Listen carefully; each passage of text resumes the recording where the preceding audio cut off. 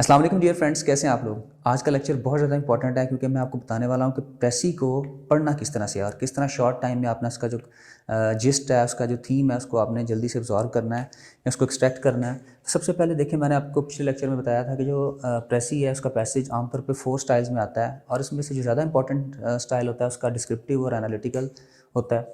अब इस पैसेज को जो 2023 का था, इसके अंदर अगर मैं आपको देखूं, सबसे पहले तो आपने किस तरह इसको क्विकली गो थ्रू करना है। आइए बढ़ते हैं अपने पैसेज की तरफ। ये देखें, अच्छा एक चीज़, प्रेसी राइटिंग में सीएसएस में या पीएमएस में वो आपको बहुत ज़्यादा सिंपल पैसेज तो देता नहीं है, चीज़ें मुश्किल नहीं होती, वो जानबूझ के स्टूडेंट्स को कंफ्यूज करने की कोशिश करता है। तो मैं आज आपके सामने वो आसान ट्रिक्स रखूंगा जिससे आप पैसेज को बहुत इजीली गो थ्रू कर लेंगे। तो आइए बढ़ते हैं। सबसे पहले अगर आप फर्स्ट लाइन पे देखेंगे, फर्स्ट लाइन बड़ी इंपॉर्टेंट होती है, जो खासकर डिस्क्रिप्टिव पैसेज होता है। मैंने पिछले लेक्चर में बताया था कि मोस्टली जो डिस्क्रिप्टिव और एनालिटिकल अप्रोच होती है। तो डिस्क्रिप्टिव पैसेज के अंदर जो फर्स्ट लाइन होती है, टॉपिक सेंटेंस होता है, उसमें आमतौर पर टॉपिक इंट्रोड्यूस करवा दिया जाता है। बाज़ वो उसका अरेंज इस तरह से कर देता है कि फ्रेजेस आगे पीछे करके थोड़ा सा सेंटेंस को कम्प्लेक्स करने की कोशिश करता है। जिस तरह हम यहाँ पे देखें, on the question of freedom in education there are at present 3 main schools of thought. अब यहाँ पे जो मेन इसका आइडिया था वो ये है कि there are at present 3 main schools of thought. अगर इसको इसी फ्रेज को उठाएं, on the question of freedom in education, किसके ऊपर 3 मेन स्कूल ऑफ थॉट हैं? जो सवाल है एजुकेशन में आज़ादी का। तो इसको अगर आप इस फ्रेज को उठा के इसके सामने ले आए तो क्या बनेगा?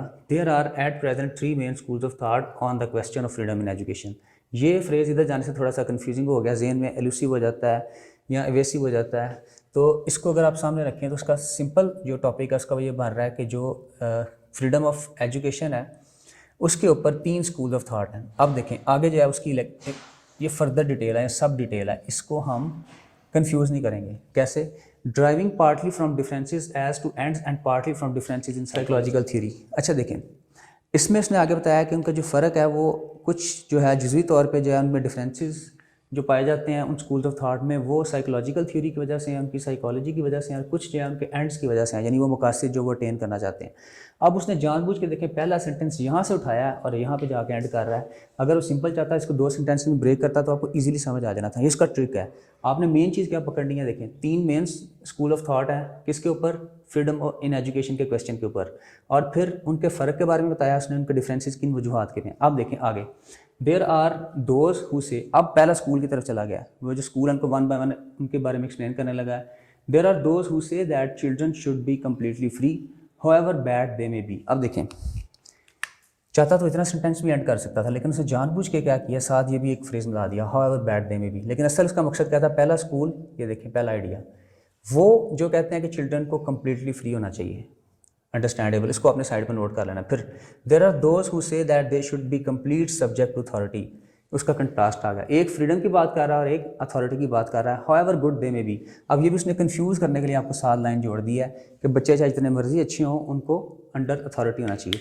लेकिन 2 मेन जिसमें चीज़ें निकली वो क्या है? एक वो हैं जो कह रहे हैं कि कम्प्लीटली फ्री होना चाहिए बच्चों को, दूसरे कह रहे हैं अथॉरिटी के अंडर होना चाहिए। अब देखें तीसरा, and there are those who say that they should be free but in spite of freedom they should be always good.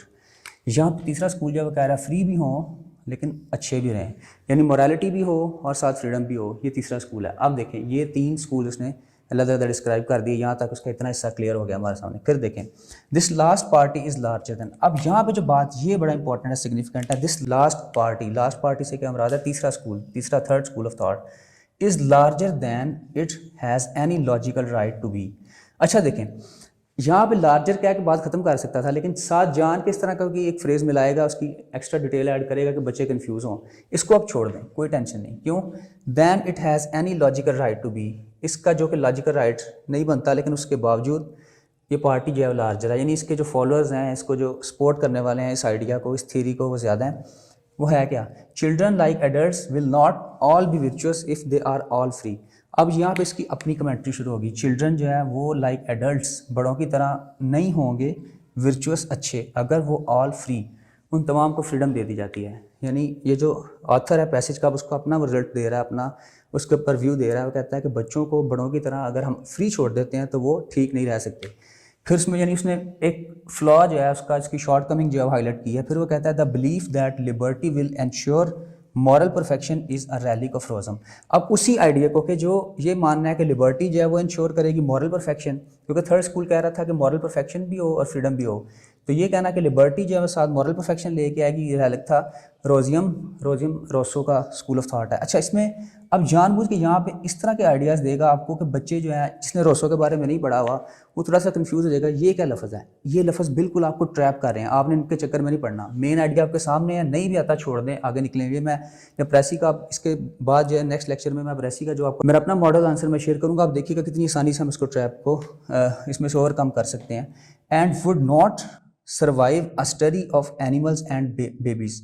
और ये जो थ्योरी है ये कहता है नहीं सर्वाइव करती study of animals and babies, बच्चों पे और एनिमल्स पे अप्लाई नहीं होती। यानी अगर जानवरों को भी छोड़ दिया जाए और बच्चों को छोड़ दिया जाए तो वो फ्रीली सर्वाइव नहीं करते, उनकी मॉरल परफेक्शन इंश्योर नहीं कर सकती, क्योंकि बच्चे भी शरारती होते हैं, वो तंग करेंगे। जानवरों को भी अगर आप फ्रीडम दे देंगे तो वो क्या करेंगे, नुकसान करेंगे। ये उसकी एक्सप्लेनेशन दे रहा है, जानबूझ के कन्फ्यूज़ कर रहा है यहाँ पे। मेन आइडिया उसका वही था, यानी राइटर ने अब अपनी ओपिनियन शुरू कर दिया। वो कह रहा है कि बच्चे जो हैं उनको अगर हम फ्रीडम देते हैं तो वो मॉरल परफेक्शन की गारंटी नहीं हो सकती, इसलिए ये स्कूल ऑफ थॉट को वो रिफ्यूट कर रहा है, उसके साथ डिनाई कर रहा है। Those who hold this belief think that education should have no positive purpose। अब वो लोग जो इसको मानते हैं वो कहते हैं कि एजुकेशन का कोई पॉजिटिव पर्पस नहीं है, but should merely offer an environment suitable for spontaneous development. बल्कि इसको चाहिए, यानी उन लोगों को वो किस बेस पे सपोर्ट कर रहे हैं, उनके फॉलोअर्स इस स्कूल के, वो कहते हैं कि एजुकेशन का मकसद जो है वो मोरालिटी नहीं है, पॉजिटिव पर्पस नहीं है, बस इसको चाहिए स्पॉन्टेनियस डेवलपमेंट, बच्चे अपनी मर्जी से सीखें। स्पॉन्टेनियस डेवलपमेंट से मुराद है कि अपने एक्सपेरिमेंट से जो सामने आता है एक्सपेरिमेंट करके उससे सीखते जाएं। I can't agree with this, यहाँ पर उसकी पर्सनल ओपिनियन स्टार्ट्स होगी यहाँ से, इसको हमने मिस नहीं करना, ये बड़ा इंपॉर्टेंट है। राइटर कह रहा है, इस पैसेज का जो राइटर है, ऑथर है, वो कहता है कि I can't agree with this school which seems to me too individualistic and unduly different to the importance of knowledge.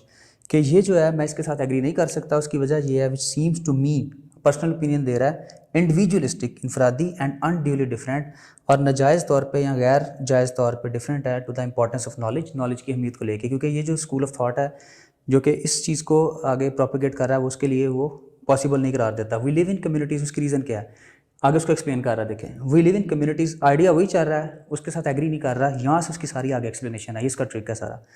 अब देखें, we live in communities which require cooperation and it would be utopian to expect all the necessary cooperation to result from spontaneous impulse.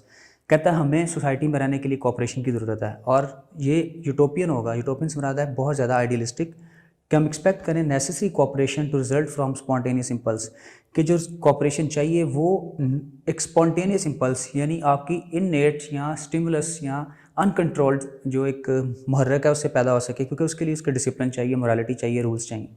अब existence of a large population on a limited area is only possible owing to science and technique.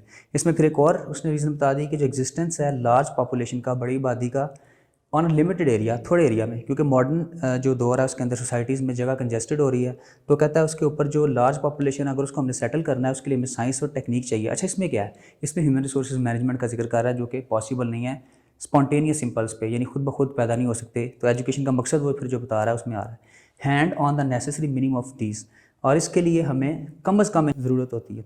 साथ कहता है education must therefore hand on the necessary minimum of these. तो education को इनमें से जो कम अज़ कम है या जितना भी कम अज़ कम पॉसिबल वो पूरा करना चाहिए। Educators who allow most freedom are men whose success depends upon a degree of benevolence. कहता है वो एजुकेटर जो कि इस फ्रीडम को, जो थर्ड स्कूल ऑफ थॉट से बिलोंग करते हैं, वो जो प्रोफेस करते भी हैं, लेकिन उनकी सक्सेस जो किस पे डिपेंड कर रही है, डिग्री ऑफ बेनेवलेंस। बेनेवलेंस से मुराद है kindness, self control and trend intelligence. अच्छा, इसमें बड़ी इंपॉर्टेंट चीज़ बता रहा है, कहता है इवन के जो इसके प्रोपेगेटर्स हैं उन्होंने भी जो लर्न किया मोरालिटी को वो सेल्फ कंट्रोल से किया है। यानी इसमें एक थोड़ा सा पैराडॉक्स आ जाता है या आयरॉनिकल सिचुएशन आ जाती है कि जो क्लेम करने वाले हैं खुद भी वो जो सुलझे हुए हैं या उन्होंने जो सिविलाइजेशन को अटेन किया है वो किसी मॉरल स्टैंडर्ड्स के तहत किया है। हालांकि वो कह रहे हैं कि एजुकेशन में लिबर्टी होनी चाहिए, फ्रीडम होनी चाहिए, लेकिन उसके बावजूद कहता है वो कुछ रूल्स फॉलो करते हैं सोसाइटी में रहने के लिए। तो which can hardly be generated where every impulse is left unchecked. और वो कहता है वो प्रिंसिपल्स नहीं पैदा हो सकते अगर हम हर इम्पल्स को, हर एक ख्वाहिश को छोड़ देंगे unchecked. Their merits therefore are not likely to be perpetuated if their methods undiluted. अगर उनके तरीक़ेकार अनडाइल्यूटेड या अनरिस्ट्रिक्टेड छोड़ दी जाएँ, बगैर चेक के छोड़ दी जाएँ, तो फिर उनकी जो क्वालिटीज़ हैं वो भी नहीं पूरी हो सकती या मेंटेन रह सकती। तो education viewed from a social stand point must be something more positive. ये उसका कंक्लूजन आ गया कि एजुकेशन को अगर हमने सोशल स्टैंड पॉइंट से लेना है, सोसाइटी में रहने के लिए काबिल बनाना है, उस पर्सपेक्टिव से हमें चाहिए, तो उसके लिए कुछ पॉजिटिव होनी चाहिए, बजाय इसके कि सिर्फ एक अपॉर्चुनिटी के तौर पे लें फॉर ग्रोथ के लिए। उसने सारी डिबेट करके अपने आर्गूमेंट जो है उसके हक में। तो इसका एक एनालिटिकल और ओपिनियन बेस्ड जो लास्ट वाला हिस्सा था प्रेसी का, पैरा डिस्क्रिप्टिव था, उसने 3 स्कूल ऑफ थॉट डिस्कस किए थे। अब वो आ जाता है अपने पॉइंट को सम अप कर रहा है। It must of course provide this but it must also provide a mental and moral equipment. तो इसके लिए कहता है इसकी मेंटल स्ट्रेंथ और मॉरल यानी एथिक्स होने ज़रूरी हैं, विच children can't acquire entirely for themselves. बच्चे खुद ब खुद नहीं ले सकते, यानी उसका स्ट्रेस ये था कि बच्चों को एजुकेशन जो है उसके अंदर बिल्कुल फ्रीडम नहीं होनी चाहिए, उसके लिए कुछ रूल्स एंड रेगुलेशंस, कुछ मोरालिटी के जो एथिक्स के जो कोड है वो लाजमी होनी चाहिए ताकि बच्चे जो मोरालिटी को लर्न कर सकें। तो ये इसका बेसिक पॉइंट ऑफ व्यू था। तो इस तरह उसने देखें मेन जो उसका पॉइंट ऑफ व्यू सिर्फ ये था कि 3 स्कूल उसने डिस्कस किए। अगर हम ओवरऑल देखते हैं इसके अंदर 3 स्कूल डिस्कस किए, फिर उसके बाद जो था ब्रीफली बता के तीसरा जो स्कूल था जिसके ऊपर डिटेल में उसने बात की और उसको निगेट कर दिया कि किन वजूहात की बुनियाद पे उसने अपनी पर्सनल जो उसमें एनालिसिस दे दिया कि इन वजूहात की बुनियाद पे इनको जो है वो नहीं एक्सेप्ट किया जा सकता या इस स्कूल ऑफ थॉट को उसने रिजेक्ट किया है। तो ये इसका क्रक्स था। अब नेक्स्ट लेक्चर में मैं इसका प्रेसी का जो मॉडल है वो आपके सामने पेश करूँगा। नेक्स्ट लेक्चर भी बहुत ज़्यादा इंपॉर्टेंट है क्योंकि उसके अंदर हम देखेंगे कि अब हमने प्रेसी जोड़नी किस तरह से है, किन हिस्सों को हमने लेना है, किन को छोड़ना है। ये तो इसका पढ़ने का तरीका था कि मेन पॉइंट्स क्या होते हैं प्रेसी के अंदर, किस तरह वो आपको जो है कन्फ्यूज़ करने की कोशिश करता है। और एक और चीज़, आप लोगों की रिक्वेस्ट आ रही हैं और अगर आप भी अपनी वैल्यूएशन के लिए क्लास को ज्वाइन करना चाहते हैं तो मेरा नंबर स्क्रीन से नोट कर लीजिए और कमेंट सेक्शन में लाजमी बताइएगा लेक्चर्स कैसे लग रहे हैं। Thank you so much, take care, अल्लाह हाफ़िज़।